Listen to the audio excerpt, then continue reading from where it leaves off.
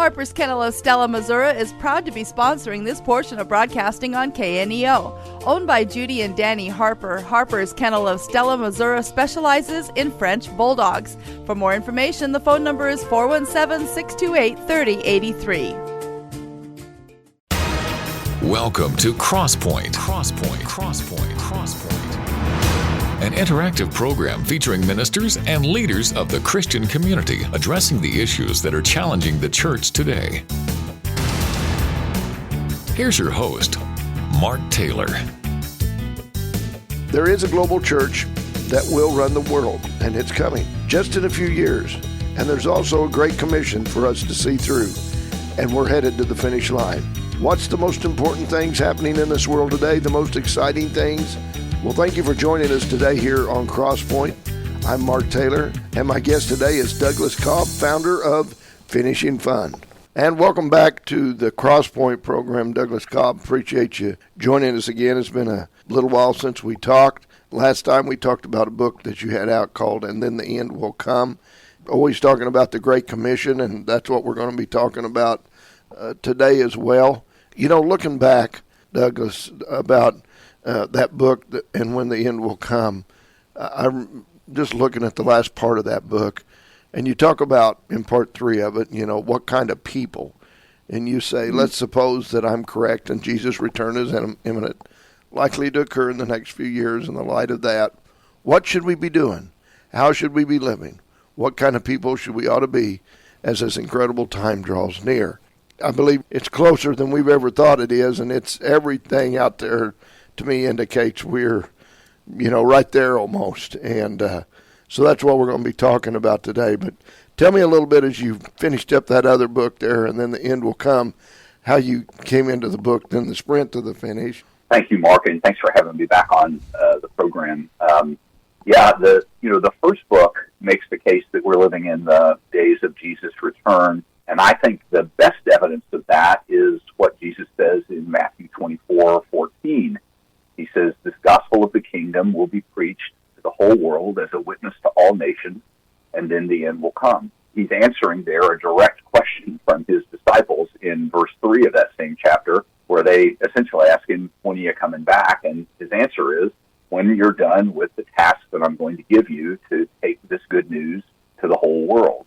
So, that book presented some other clues as well that I, think established that we're living in those in the last days. But, since that book, I spend my time telling people about the amazing things that God is doing around the world to see the Great Commission completed. And, I have learned by experience that what the polls, the surveys say is true, that just very, very few Christians really have any good understanding about this Great Commission, about what it is, about why it matters, about what is happening with it today around the world. So after taking a good break, a couple of years off from writing, I decided I wanted to have a chance to just share with people this Great Commission task and hopefully to open their eyes to the amazing things that God is doing around the world to bring it to a close.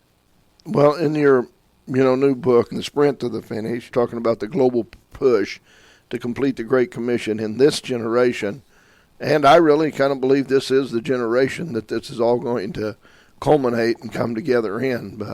We're just seeing so many things that are, you think about the prophecy people in the past that, have talked about what's happening in our world and what's going to happen. And now to look at this day, I think their mouth would be open to seeing what's happening.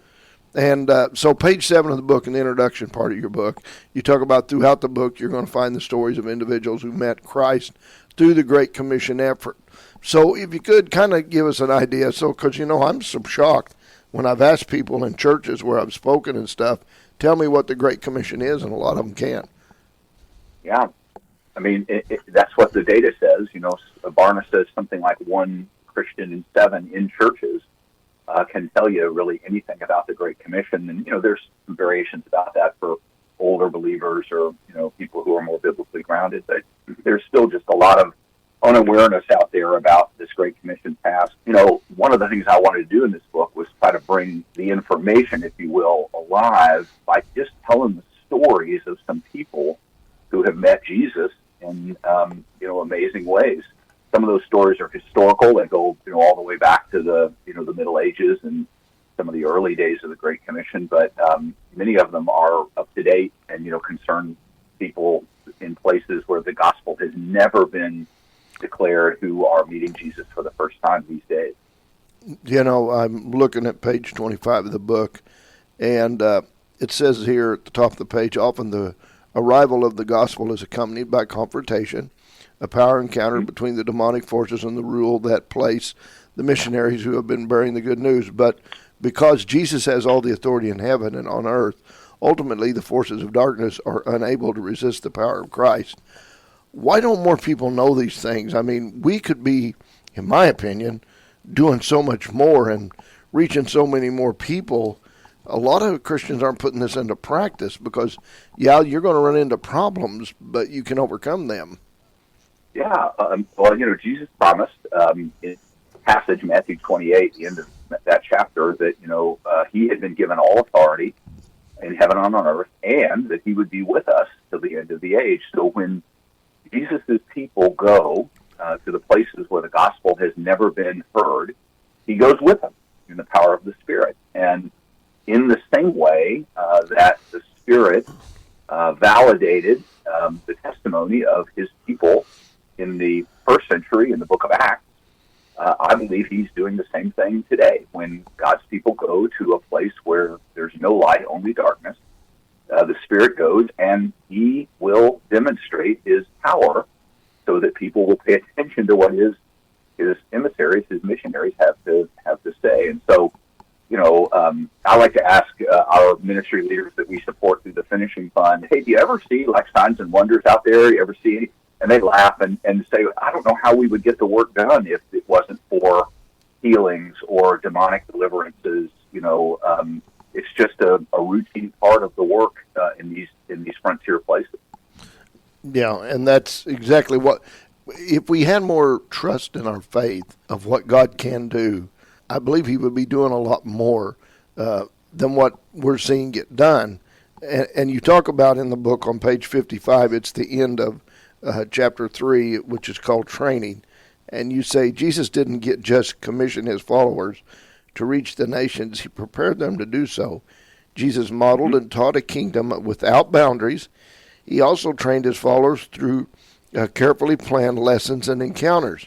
I mean, all we have need of is there for us if we want to put it into practice. God's given us the battle plan and shows us how it works, proved that it works. I think we just need to be paying more attention to it sometimes and coming up with our new ones. Yeah, I agree with that. I say in the book, and I often say in conversation with people about this, that the most important word in the Great Commission is the first word, go. Jesus said, go and make disciples of all nations. But I think the first word is the most important, go. Because when we go, as I said a second ago, Jesus goes with us, his power goes with us, and amazing things can and do happen. But, often we're just reluctant to go. We're too comfortable. We're afraid. It's too hard. There's 100 reasons that, people put it off or say maybe tomorrow. And but what's happening these days is that, there's an amazing going that is taking place that is reaching, the last few places, the last people groups, the last villages, the last languages on earth are all being touched now with the gospel. Yeah. Now, I've challenged people before, and I'm sure you have, and you talk about it in the book, the organizations that are out there and stuff. And, when I talk to them, I say, how many of you are leading people to Christ, and what are you doing that is leading people to Christ? In other words, if you're not doing it yourself, who are you backing up that's out there on the front lines that's doing the work you might need to be doing yourself? But since you're not, who are you backing up? Because you need to be doing that. And, there are groups out there, and you talk about these in the book, but, I've always looked at those people like Wycliffe Translators and Every Home for Christ, Mission Aviation, just different ones that are out there getting the gospel all over the country and thinking, if we're not going to do it ourselves, start investing in these people that are out there doing it and backing them up. I think that's right. I think both historically and in the modern world, most of us are probably not called to go. That takes a special set of gifting and skills and faith and courage. And I'm really thankful that many do go. But there are parts of this work that all of us can do. All of us can pray. That doesn't cost us anything except a little time. You don't have to have a passport to pray. You don't have to get these shots. You just decide you're going to pray for God's kingdom to come on earth and for His will to be obeyed on earth as it is in heaven. And most of us could give if we decided we wanted to. We can support these ministries, the ones you mentioned and many others that are mentioned in the book. We could support them with our money. One of the things we talk about in the book is how little of the vast wealth that God has entrusted to Christians in the West, how little of that finds its way to the unreached places in the world.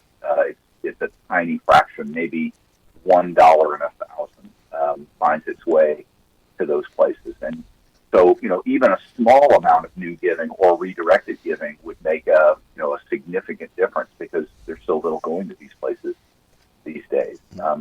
Another thing we talk about in the book is how God, through immigration, has brought the world to us. Now, people have strong feelings about that politically and economically, and I don't disagree with any of that. But it's also true that great coming has an enormous spiritual dimension, and it creates a great opportunity for us here to go without even having to go. We don't have to go to Afghanistan or Pakistan or some strange place. We just have to go across town to the people who God has already brought to us who don't know who He is.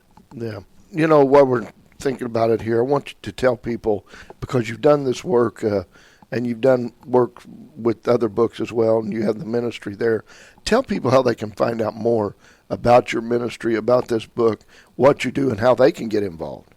Yeah, well, thank you for that. The book is The Sprint to the Finish, the global push to complete the Great Commission in this generation.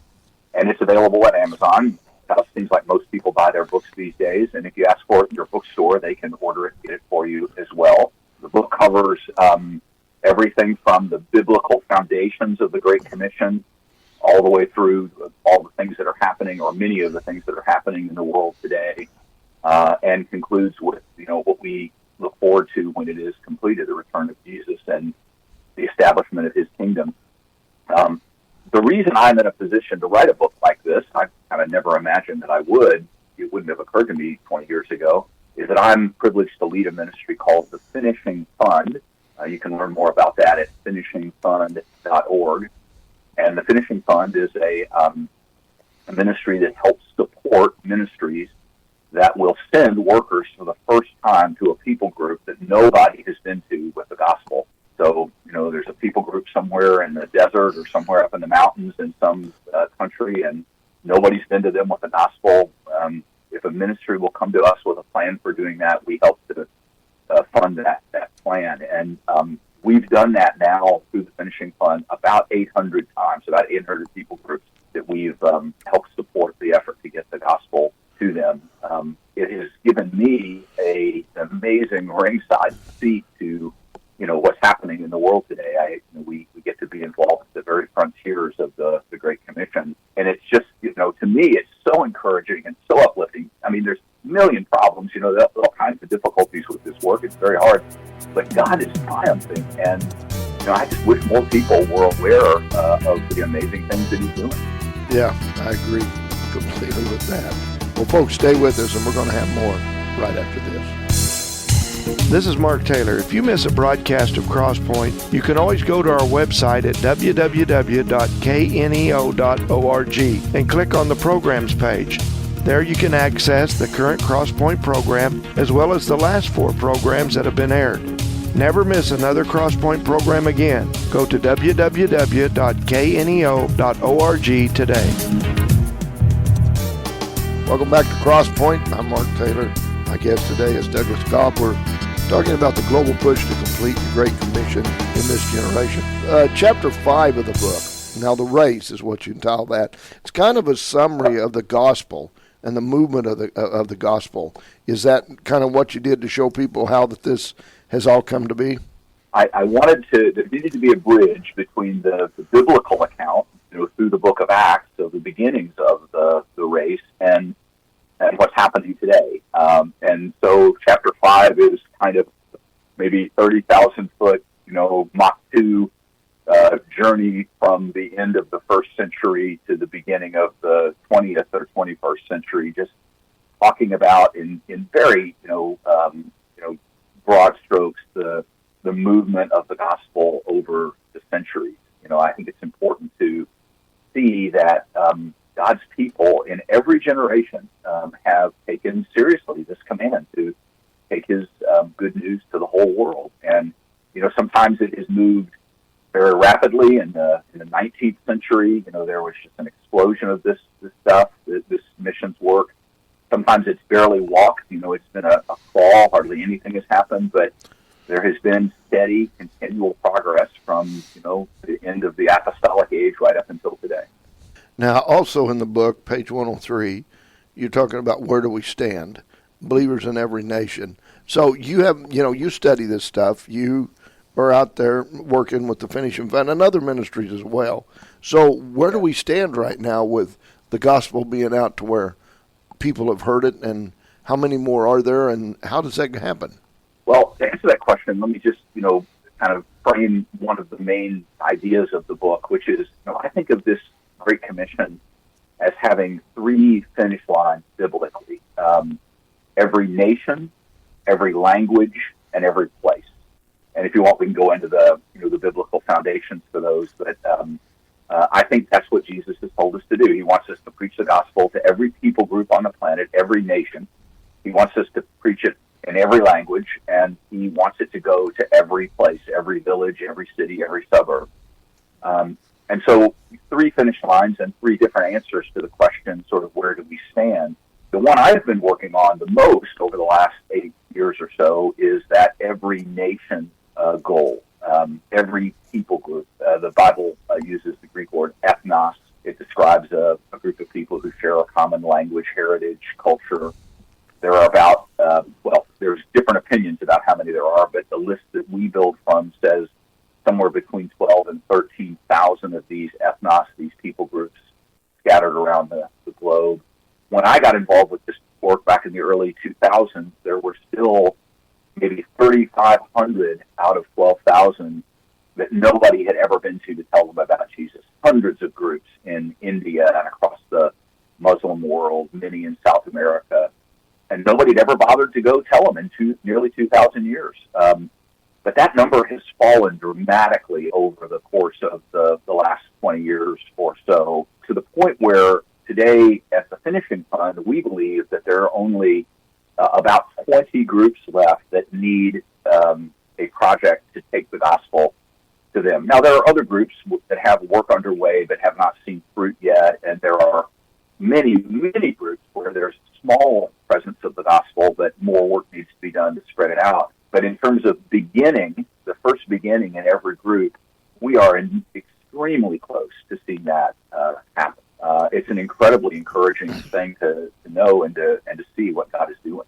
Now, I would like to ask you a question. I don't think it's in the book, but sure, of course. I've always wondered about this. So we've had people say, and the Bible speaks, that the Lord will come after everybody has heard the gospel, What happens, say, tonight?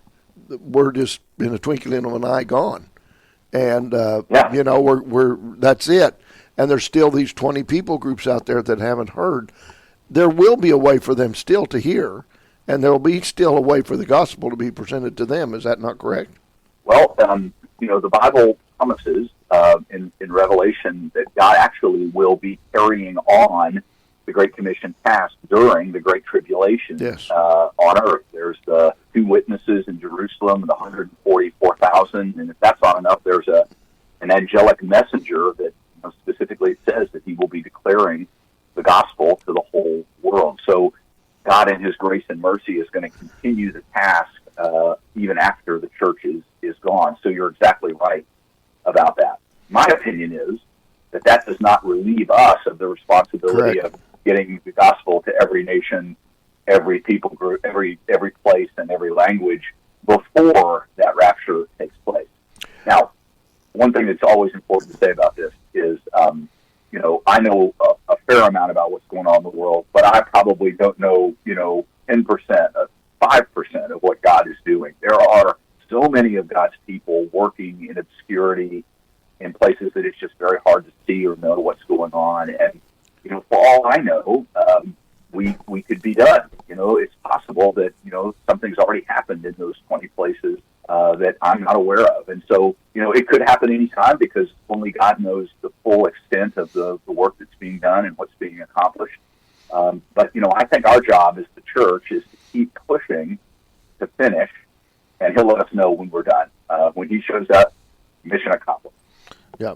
And the Bible does tell us, how many times that what the devil means for evil sometimes is God turns it for good and reverses that. And something you may not know, I don't know, you step on this stuff.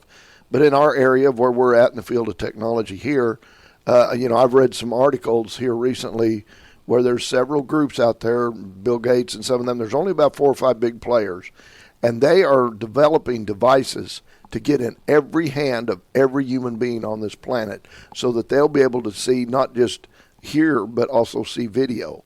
And I thought, that is perfect, because the guy in wherever, he would have that in his hand and see the 2 witnesses.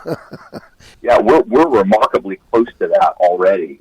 In the book, we talk about how there are more cell phones in the world today than there are people in the world today. Yeah. Now, some people have 2 or 3 or 4, so not every person has one. But I have been to some of the, the edges of the earth, corners. If it's not the end, you can see it from where I was. And people are, running around with cell phones. It's an amazing development. Something that we would not have even imagined when you and I were young. The whole technology was yet to be invented, and to have it be so widespread. And that can be used for evil, and it is, but it can also be used for good, and remarkable things are being accomplished through the internet and media, thanks to these, the omnipresence, really, of these devices. Yeah. Now, you do talk about that here in the book, The Bible in Every Language. I'm looking at page 128, and it talks about technology there. It says technology has revolutionized Bible translation. You go on to say down here that artificial intelligence, which we know as AI, may soon help even more. So this stuff that's being developed, can be used in a negative way, again, God's still going to take this, and he's going to use it to his advantage, not let the enemy get away with that. And so is that what you're talking about here? It's part of it for sure. And, the whole AI revolution, it's just breathtaking how fast and how far that technology has come. And yes, it will have an enormous impact in Bible translation, but it's not just AI. I mean, just, simple media, the Jesus film, we think of film as kind of old hand, but, we have to keep in mind that before about 150 years ago, that was something nobody had ever seen. Jesus film, like technology from the middle part of the last century has been the most effective, probably the most important tool in evangelism since the printing press. Billions of people have seen it. Hundreds of millions at least have come to faith as a result of it. And so another great example is there's a media, internet ministry called Global Media Outreach. I encourage your listeners to just go to the Global Media Outreach homepage and look at the map there and see how they are sharing the gospel and doing discipling with people in every corner of the planet using the internet. They believe that they have reached hundreds of millions of people with the gospel since they started about 20 years ago. So, we live in amazing times. These tools and technologies that, our grandparents would have thought were science fiction, we take them for granted, but they are enormous levers in the effort to, accomplish this every nation, every language, every place goal. Chapter 9 of the book is called The Great Coming. Down here you talk about voluntary going can be very hard, and for this reason, only a handful of people in every generation willfully obey the command to go. But God will not allow our desire for comfort and safety toward his plans, and so from time to time, when his people have refused to go voluntarily, he has required them to go involuntarily. Tell us about that a little bit. Yeah, God is determined to see this accomplished, and He has a timeline for seeing it accomplished. And so, He's commanded us to go, but if we won't go, or if we don't go as far as we should, He has other ways of seeing this task completed. And one of those is to make us go, even if we don't want to go.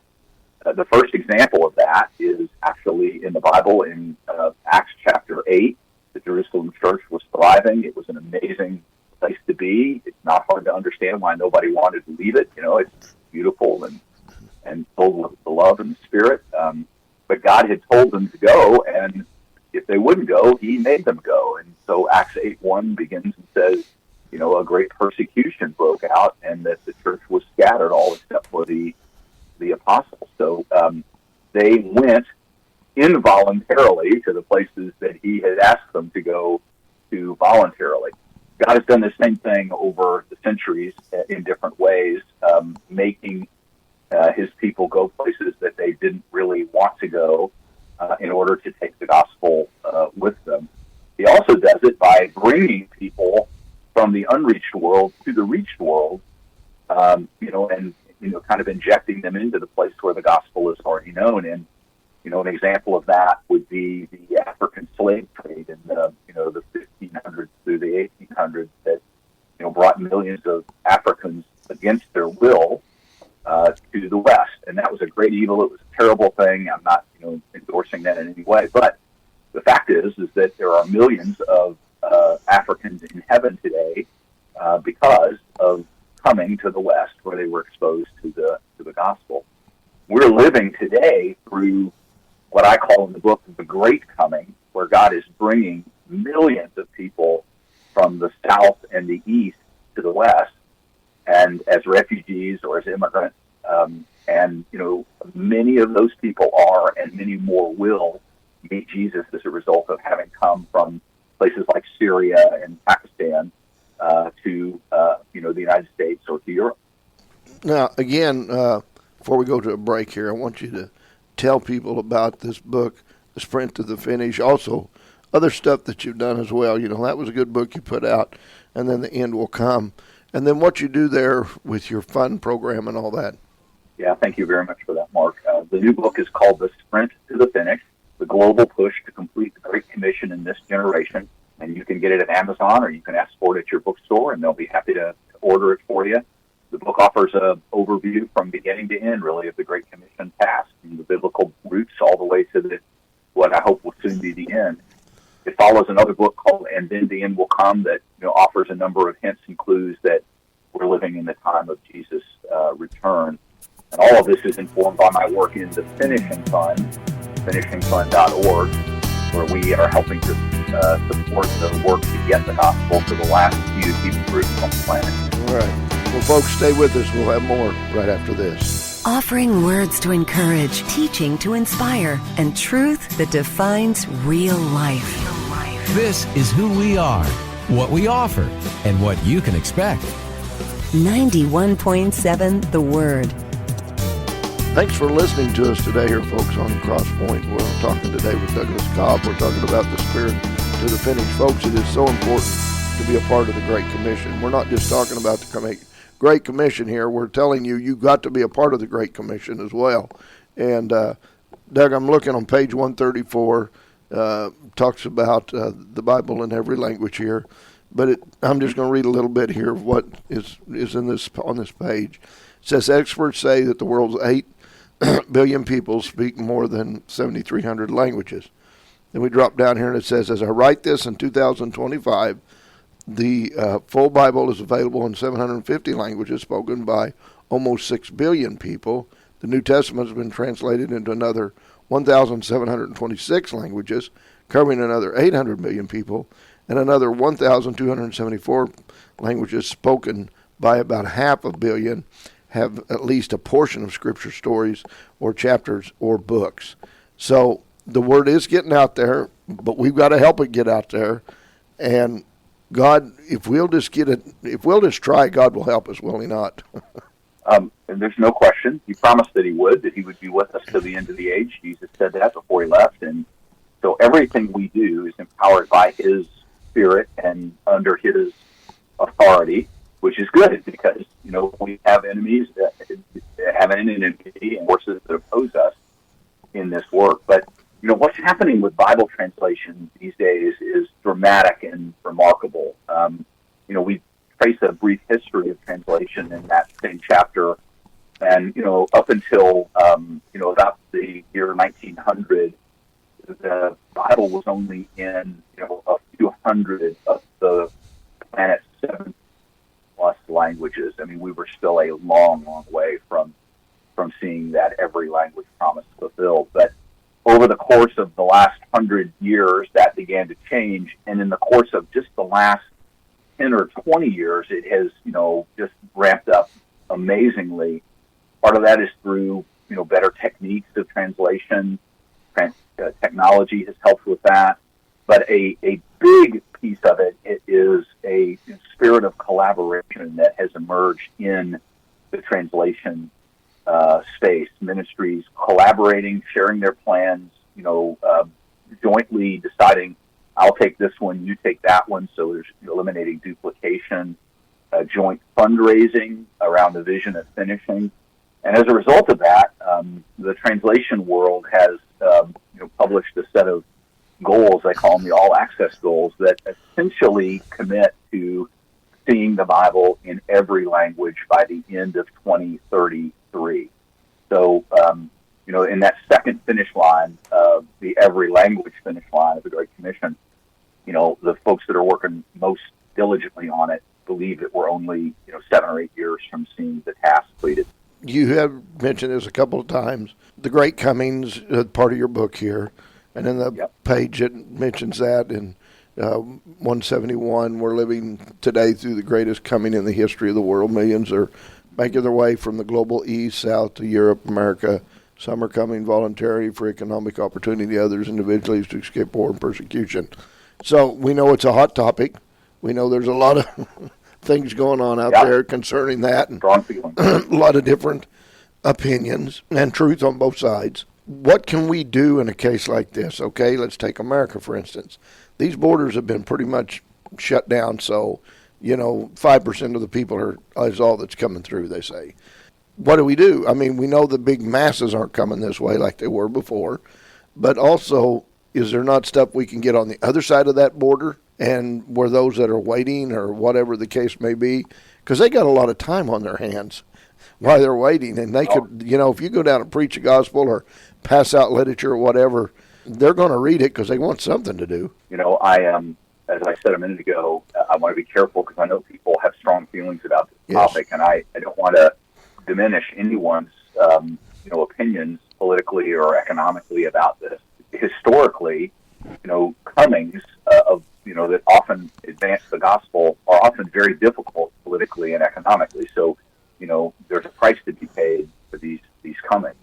But the fact is that, even with the borders now largely closed, there are millions of people from other parts of the world who are now in the United States and in Europe. And while some of them have gone home, there are still many, many of them here from really every corner of the world. And it's pretty much true in every city. We think about certain cities, Minneapolis with its Somali population is, sort of being notable for this. But even in my little city of Louisville, Kentucky, there's a dramatic population of folks from all over the world here. It creates a tremendous opportunity, whatever our political or economic opinions are. If we know Jesus and he has brought people from around the world into our backyard, it's a great opportunity for us to get to know those people and then to share Jesus with them. Many of them are going to come to faith. That's a primary reason I believe that God has allowed these things to happen. And it doesn't require any special skill.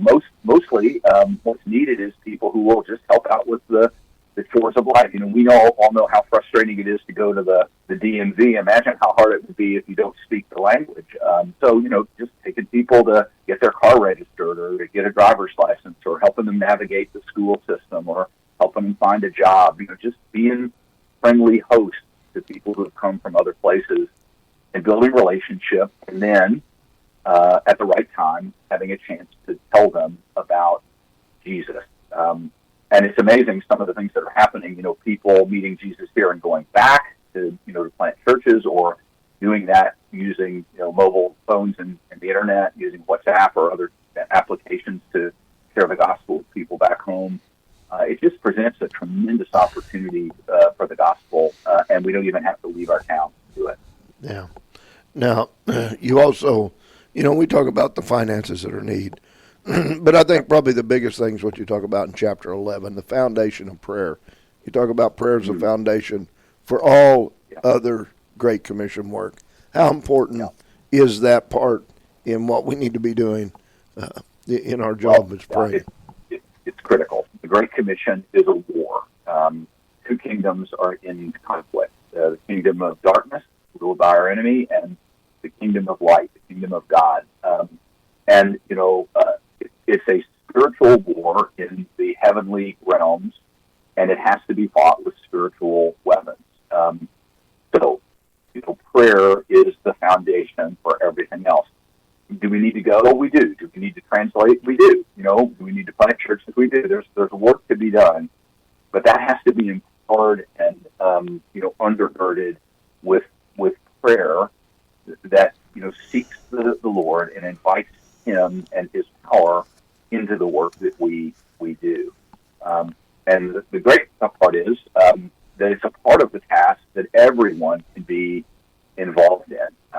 Whenever we pray the Lord's Prayer, we are actually praying for the Great Commission. Your kingdom come, your will be done on earth as it is in heaven. That's a Great Commission prayer. And so starting there and going beyond, one of the things we do in that chapter is list and tell the stories of a number of ministries that are organizing prayer for the Great Commission and support that with various resources, special days focused on different parts of the world, or information about people groups if you want to pray group by group. There's some great resources out there that can help guide folks if they decide this is something they want to be involved in. Yeah, chapter 12 of the book is the reality of opposition, and you talk about in there how Jesus even warned his disciples what they were up against, and the same is still true today. The blood of the martyrs cries out for those that have went and spoke the gospel in places where it's cost them. Right now, I think probably today, Nigeria is the most hostile place of all in the world against the Christians. But yeah, it's not an easy task we're talking about, but it is a task that can be accomplished. We tell the stories in that chapter of several instances that I'm aware of people being threatened, being beaten, being killed for their faith. This is actively happening around the world. You mentioned Nigeria, very systematically taking place there in the northern part of that country. Also in India in a big way, in China, a little bit more under the covers there, but nonetheless. And so, it's a reality that we have an enemy. He's going to oppose us. He's going to push back against us. And God allows some of that to take place. He could prevent it all if he wanted to.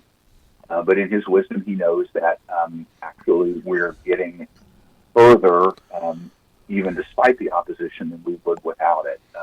The gospel is a gospel of a Lord who died to save, and so God calls His people into that same death, into that same suffering, to see His kingdom advance. One day, good news. All of that'll be in the history books. There'll be a day when there'll be no more crying and no more tears, no more death. But for now, it's part of the battle. Page 235, we're talking about finding your lane. We had mentioned how important it is for praying for the Great Commission. On that page, you talk about one thing Americans have that the Great Commission needs is money. According to 2024, the U.S. Wealth Report, Americans make up to about 4% of the world's population and hold approximately 32% of the world's wealth, which is a staggering $67 trillion. And we talk about how we need that money to help fund the Great Commission. How do you get people convinced in that? Boy, this is a hard challenge. It is. So much of of what people give stays in the U.S. It doesn't get overseas. And look, I'm an elder in a big church. We face the same thing. Buildings are expensive. Salaries cost money. It's hard to do programming without money. And so, you have to, I think, be very intentional about saying, we're going to make sure that some of our resources find their way into the frontier.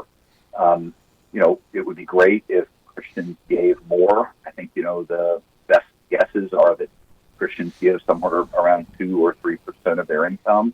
If that was 4 or 5 or 10, then there'd be plenty of money for these things. Then the money doesn't leave the country; it stays in place. And of the money that does go overseas, so much of it is being invested behind the front lines in good things: healthcare, education, orphanages, other Christian works, humanitarian works. None of that is bad; it's all good stuff. But it absorbs a very large percentage of what gets sent as, quote unquote, missions dollars. And so it really requires some intentional planning to figure out how to get your resources to the front lines, to the people groups that have never heard, to the places that there are no churches, to the languages that have no scripture. And in the book, we offer some, guidelines about how, if that's something that after reading the book someone wants to do, they can figure out, some great ministries to support to get that done. Yeah.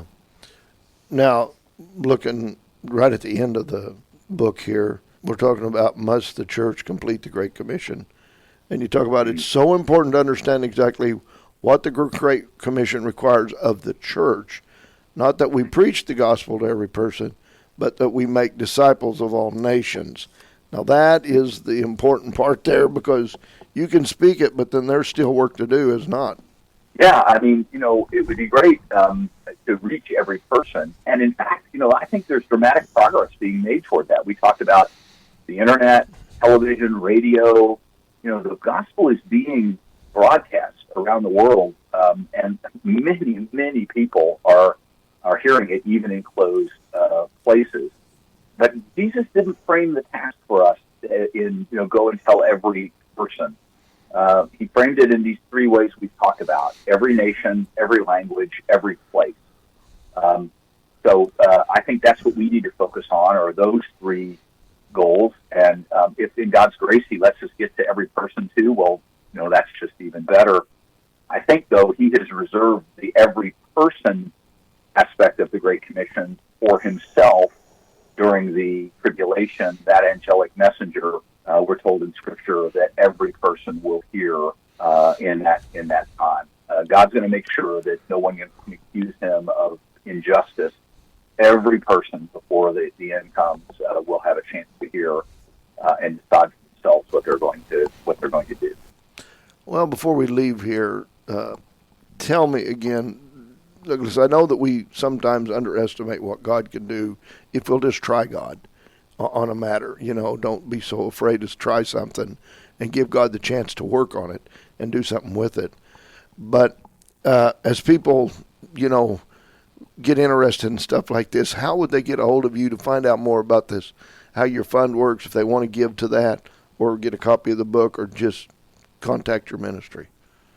Yeah, the best way to do that would be to go to the Finishing Fund website, finishingfund.org. There's a button there that lets you make an inquiry. We'll follow up with an email telling you more about what we're doing, and if you're interested, we'll have a phone call to get to know you and invite you to join us in the ministry. That's probably the simplest way to get that done. So finishingfund.org. Well, we do appreciate you being with us today on Crosspoint, and appreciate your efforts to get the gospel out there. That's probably one of the most greatest things we can be doing right now on the face of the earth. So thank you again for your work there that you do, Doug. Mark, it is my great pleasure. I often tell my wife, I can't believe I get to do what I get to do. And thank you so much for having me on. Let me talk. Hey, that was a good interview today. Folks, we really do need to be, all of us, invested in the Great Commission and talking about this sprinting to the finish. Folks, the finish line's here. We're just about ready to step over it. We need to be busy. doing God's work. Remember, everything's biblical based that we were talking about, the book I hold in my other hand. The Bible, it tells you and encourages you, it inspires you. It's God's words to you. It's never outdated. It works the same today as it did 500 years ago and before any other time that it's been out there. It contains the most important words you're ever going to read and certainly ever follow. Be sure and join us again next time as we again discuss issues that are affecting the church. Have a great week and allow God to use you for His purposes so that greater things can be done. Make your life count in God's plans for eternity. I'm Mark Taylor. Crosspoint is a program produced in Studio 101 at KNEO Radio. Not all of the views on Crosspoint reflect those of the management or staff of KNEO. You may contact the Crosspoint program at 10827 Highway 86 East, Neosho, Missouri 64850, or by email crosspoint@kneo.org. You can hear Crosspoint 4 times a week, Saturday morning at 1, Saturday afternoon at 2, Saturday evening at 9, and Sunday evening at 7. You can also listen anytime online at kneo.org.